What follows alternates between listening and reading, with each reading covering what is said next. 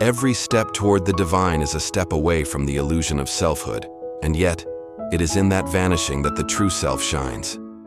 Welcome to Bookscape Epic Reads, where we dive deep into the world of popular books, exploring timeless classics and modern bestsellers alike. Join us for in-depth reviews, insightful discussions, reflections. Let roll. In a world increasingly dominated by literalism and analytic reduction, the sacred language of the spirit, woven from symbols, poetry, and metaphysical resonance, stands as both a relic and a revelation. In this episode, we enter a realm where words do not merely describe reality but evoke it, awaken it, and unveil the unseen.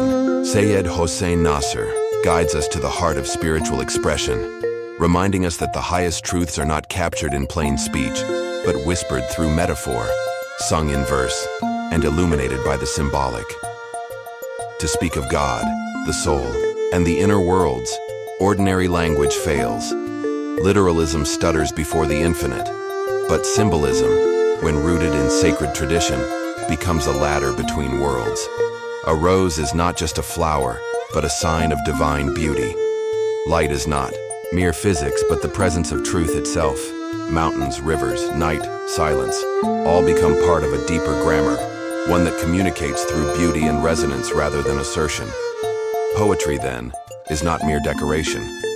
In the traditional worlds, Persian, Arabic, Sanskrit, Chinese, poetry was theology, cosmology, and metaphysics at once. The verses of Rumi, Hafiz, and Ibn Arabi were not attempts to escape the world, but to pierce it. They used the rhythm of language to echo the rhythm of creation, and in doing so, helped souls remember their divine origin. Nasr emphasizes that sacred poetry is inseparable from the symbolic worldview. Unlike the modern poet who may lament meaninglessness, the traditional poet weaves meaning into every image, revealing the presence of the divine in the folds of existence. A falcon is not just a bird, it is the soul longing to return to the king. A wine cup is not indulgence, it is intoxication with the real. Love is not just emotion, it is the burning that purifies and elevates. In this sacred context, language itself becomes a sacrament. It does not merely express, it transmits. To hear the sacred word is to be transformed, not just informed. To read sacred poetry is to enter a space of remembrance, dhikr, where the intellect and the heart are aligned, and the veil between worlds grows thin. The danger of modernity, Nasr warns, lies in the desacralization of language. When words lose their symbolic potency, when language no longer gestures beyond itself, the soul starves. Without poetry, humanity loses access to the vertical axis, the ascent toward the transcendent. And without symbolism, the sacred becomes mute, misunderstood, or forgotten.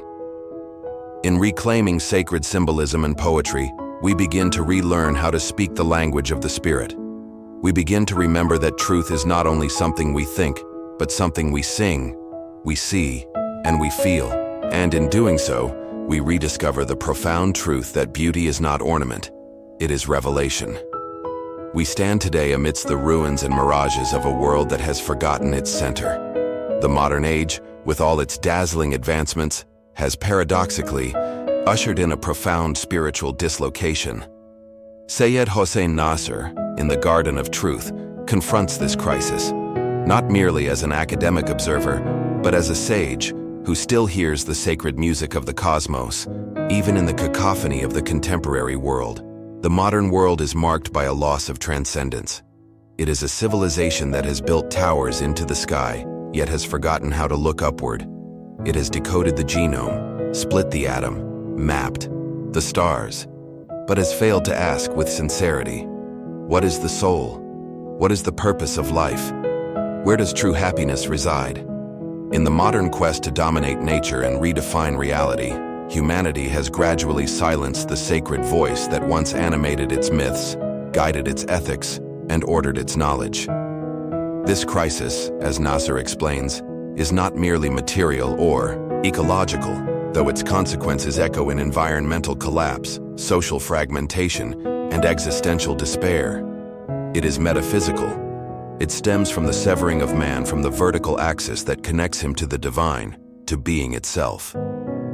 Without the sacred, the world is flattened into quantity. Without the eternal, time becomes meaningless motion. Without the soul, the human, is reduced to a biological machine. And yet, the Garden of Truth still exists. It has not perished. It whispers from the depth of every tradition, breathes in every authentic act of remembrance, glows in the sacred art, chants and prayers of those who have not forgotten. Nasr does not merely diagnose the ailment. He offers a path of return. He reminds us that beyond the illusion of progress and the noise of ideologies, there is still a path to the real, still a way to recover the sacred center. That path begins with remembering who we are, not as consumers or producers, but as souls, as beings made in the image of the divine. It requires that we rediscover the language of the sacred, the harmony of revelation and reason, the truth carried in the metaphysical core of religion.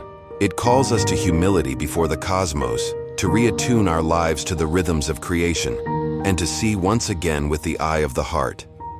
In the garden, there is hope, not the naive hope of utopian dreams, but the grounded hope of metaphysical certainty. Even in the darkest night, the stars still shine. Even in an age of forgetting, memory can be restored. The garden is not a fantasy. It is the inner reality of the soul aligned with the truth. And from this sacred space, one can respond to the Sabu crisis not with despair, but with serene conviction. The modern world may be adrift, but the anchor of timeless wisdom remains. In returning to the garden, not just as an idea, but as a lived reality, we rediscover the source of all hope, beauty, and meaning. The task is not to abandon the world, but to re-sanctify it, to replant the seeds of the Spirit in the soil of our daily lives. And as Nasr reminds us, the garden was never lost, only our vision was clouded.